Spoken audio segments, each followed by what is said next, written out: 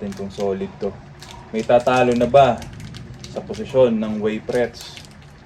Magandang araw po sa inyo. Bali kahapon po, habang nagbibideo po ako, nauubusan po ako ng storage space. Storage space dito sa cellphone. Kaya, ay grabe. Hanggang kinagabihan ko na po naasikaso yung phone kasi po sobrang busy ko talaga kahapon. So ngayon po, August 10, Monday po, ayan, tumila po saglit ang ulan. Sasamantalayin ko na po yung pagkakataon. Pupunta po ako saglit sa grocery, biyahe po muna para mamili ng mga pagkain ng mga alaga. So samahan niyo po ako, tingnan po niyo kung ano yung mga pinagbibili ko para sa kanila. Ito po yung mga madalas kong binibili, mga manok at saka pork products. So meron chicken breast, may chicken legs na nakapilay, and then kumukuha din po ako ng chicken gizzard. Kaya lang po, unfortunately wala pong chicken atay ngayon kahit saan ako tumingin. So that's very sad. So kukuha po ako doon ng chicken legs fillet. First time ko pong kukuha ng ganun doon sa bagong tindahan na yun. Tapos yung chicken gizzard po, dito po ako bibili sa Magnolia kasi 156 per kilo po dito. Eh doon sa kabila po 180. Eh syempre, doon tayo sa mura, di ba?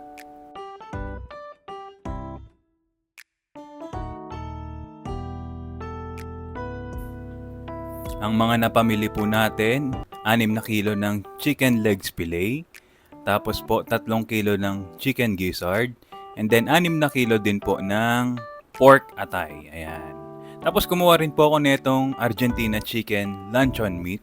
Interesting po ito, ngayon ko lang din po ito nakita. Ngayon, isa po sa gusto ko ring malaman itong flavor na to, Treat Choco flavor wafer, no? Kasi po first time ko po itong itatry. Kaya kailangan malaman kung alin sa dalawa ang mas masarap. Yan, kauwi ko lang po. Time check po, 2:31 PM. So, hindi ko pa po maayos itong mga pinamili ko dahil meron po akong client training ng 3 PM ngayong araw na to. So, yeah, i-rep ko lang po muna sila and then I'll prepare for that training. Kaya, pero bago po yun, gusto ko po muna i-testing to. Itong bago nating nakuha na wafer. Oo. First time ko po itatry to. So, tignan natin. Yung choco wafer. Magkakaalaman na. Bing po niya ay 110 calories. Protein is 1 gram. Ganun talaga. Oh, magkakabit sila. Magkakadikit sila ng ganito. Anyway, let's try. Pahaba pala tong wafer na to, no? Let's see kung mas malupit siya kaysa sa Wayprets. Kasi po itong Wayprets, ito po mga regular ko na to. Regular ko na tinitake or kinakain.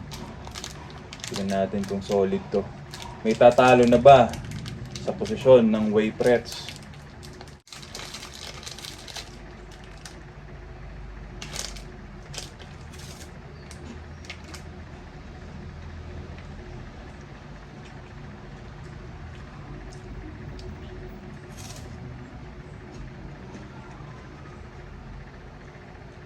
Okay, masarap siya. Pero, mas masarap pa rin po ang Wayprets. Mas masarap pa din to kaysa dito. Para sa akin kanya-kanyang preference pero ito talaga mas solid. Wayprets number 1.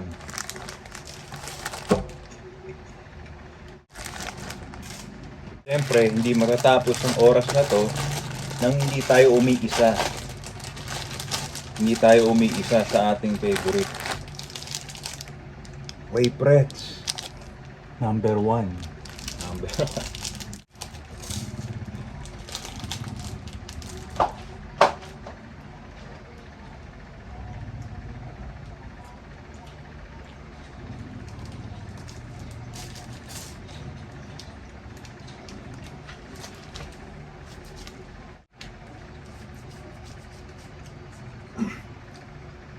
Wala yung abs ko dito Wayprets number 1. Ay, wag ba naman. Nagdedede si Bjorn, no? Bjorn. Baby bro, no? Baby Brown, no? Wawa naman si Baby Bjorn. Teka lang. Bjorn! Bjorn! Ironside! Pogi ng baby kong to. Hmm? Pogi yan? Baby? Hmm.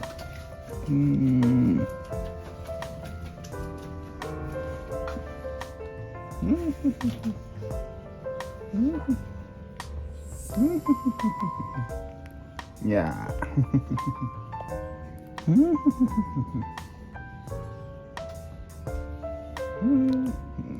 Kiss mo ko, kiss mo, kiss mo, kiss mo.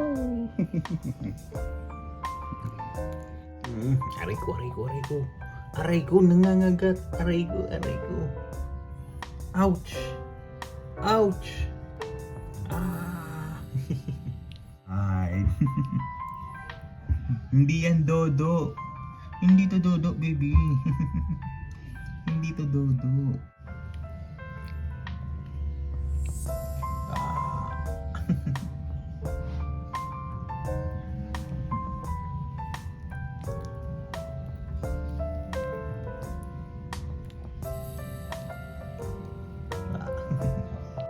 Yan, magandang hapon po sa inyo. Bali po naputol po yung recording natin kahapon dahil po naubusan po ako ng storage space. Pambihirang problema yan, kaya hindi na ako nakapag-continue ng recording ng vlog kahapon, and ngayon lang po ako makakapagpatuloy. Ang ginawa ko na lang po kahapon, nag-spend ako ng time, tinapos ko yung mga dapat kong gawin, asikasuhin, and then nag-spend ako ng time sa transfer ng mga videos, files from the cellphone to PC. Kaya ngayon po medyo malaki po yung storage space natin dito sa phone. So sana dire-diretso na to. Pero I think dire-diretso na to dahil ang laki nung files eh. Ang laki nung storage free space eh. Kaya yeah. Now, ang gagawin ko po ngayon, 3:30 PM na po, ba-brunch po ako, no. Ang ulam po na lulutuin ko ay CDO ulam burger. Yan po. CDO ulam burger.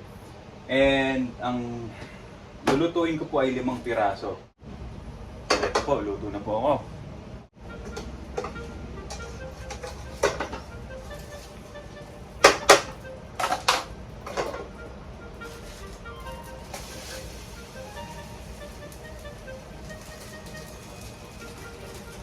Ay, naputol. Nabali, pambira.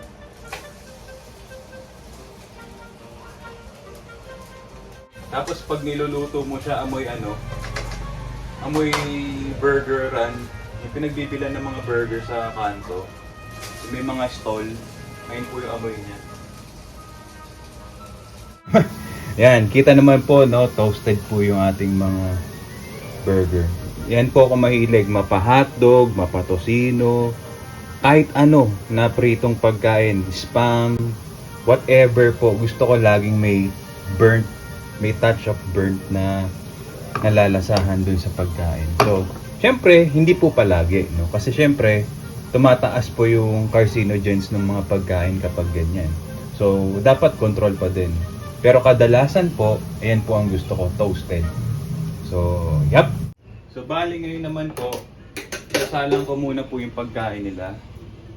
Pagkain ng mga aso. Ito na po yung binili natin kahapon na chicken legs na nakapilay. So, yan. Pero, bago ko po ilagay pala dito, medyo pakuloy natin ng konti bago ko isalin.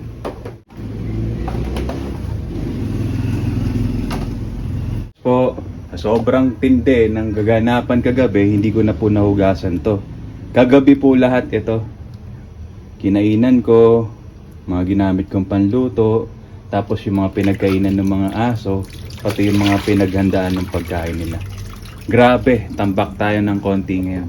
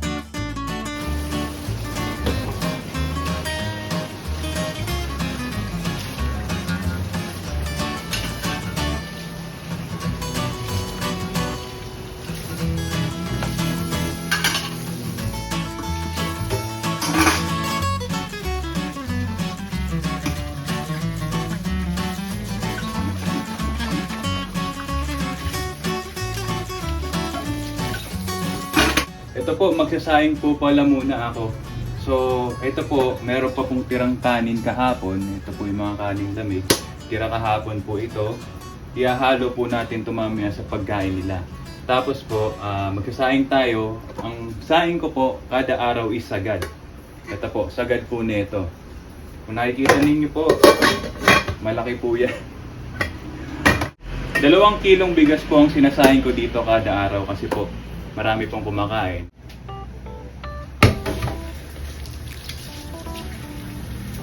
Ito po, bali 2 kilong bigas ang nilagay po natin dito para makapagsaing ng sagad. So hugasan po natin, 2 beses lang po ako lagi maghugas. Para sa akin po, okay na yun. Iba kasi gusto 3, iba naman gusto 1 lang. Pero ako, feeling ko okay na yung 2. Wala po akong scientific reason kung bakit 2. Parang gusto ko lang talaga 2 kasi feeling ko malinis na po yun.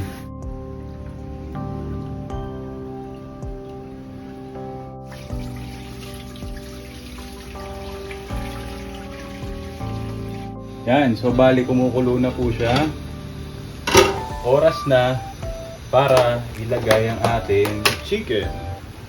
So, dahan-dahan lang tayo. Up! Up! Up! Isa pa. Ako, napuno. Masyado yatang marami yung sabaw. Up! Okay. Yan. So papakuluin lang po ulit siya. Kapag kumulo na, after 15 minutes, saka ko lang po papatayin yung apoy. Yep, that's it. Sarap ng tulog ng 2. Mag-inang mag-ina eh. Oh. Ay, sorry, na-istorbo. Tulog ka na ulit. Hindi na ako mag-iingay. Sige na, sige na. Kanya-kanyang tulog oh. Istorbo ko pa, pambira. Sige na, gatas na kayo dyan.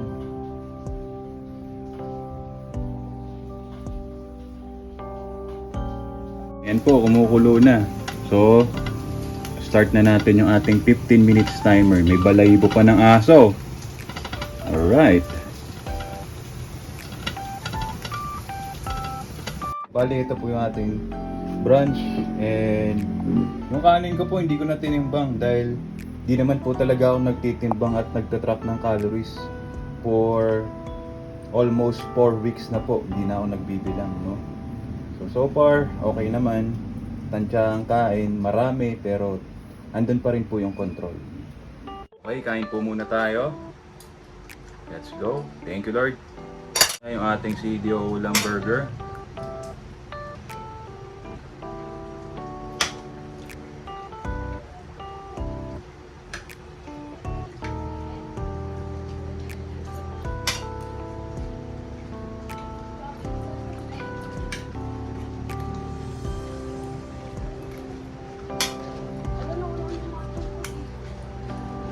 Ayan po. So bali po meron po pala akong importanteng update sa inyo tungkol po sa pinaglaban natin kahapon. Ang Wafrets Choco at ang Richoco Choco Wafer. Ayan. So bali po kahapon po nalaman po natin na mas gusto ko po talaga itong Wafrets. Ngayon po, after ko po nito tikman kahapon, niligay ko po ito sa rep. Silang 2 po, pares po sila. Tapos po kumuha po ako from the rep. Apparently, merong kakaiba dito kay Richoco kapag galing sa rep, kapag malamig po siya. Kagaya po ngayon, galing po siya sa rep. At ang natuklasan ko po, dun po pala lumalabas yung sarap niya. Yung totoong sarap niya. Kasi masarap na siya on its own. And gaya nga po na sabi ko, mas gusto ko yung sarap nito. Kaya lang, pagka galing po pala sa rep, mas okay po ito. Etong Richoco. So ngayon, pag mas malamig po pala, mas okay pala to.